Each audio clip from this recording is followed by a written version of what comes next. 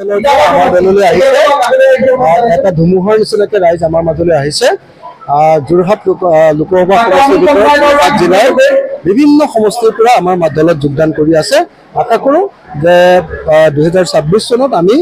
BJP মুক্ত অসম এখন গঢ়ি তুলিব পাৰিম সাম্প্ৰদায়িকতা মুক্ত অসম এখন গঢ়ি তুলিব পাৰিম তাৰ কাৰণে আমি সকলোৱে নিষ্ঠাৰে কাম কৰিম বিজেপি কিমান কম আছে দখল কৰিব বুলি আপুনি খুব বেছি গোটেই লোকসভা 14খনৰ ভিতৰত 6খনমান দখল কৰিব বাকী 6খনমান আমি দখল কৰিম আৰু দুটা বেলেগ দলে আৰু দুখন দখল কৰিব বুলি মই ভাবোঁ চবৰে চকু হৈ আছে যোৰহাটত আমি নিশ্চিতভাৱে জয়ী হ'ম গৌৰৱ গগৈ জিকিব আৰু ডিব্ৰুগড় সমষ্টিৰ বিষয়ে ডিব্ৰুগড়তো আমাৰ নৰেন জিকিব যোৰহাট তথা অসমবাসীৰ বাবে সুখবৰ উজনি অসমৰ লগতে যোৰহাটৰ শিশু যুৱক যুৱতী মহিলাসকলৰ বাবে এয়া সুখবৰ যোৰহাটত মুকলি হ'ল লেকমি চেলুন যোৰহাটৰ গড় আলিৰ এপলো টাৱাৰৰ প্ৰথম মহলাত মুকলি ভাৰতবৰ্ষৰ অন্যতম জনপ্ৰিয় চেলুন লেকমি চেলুন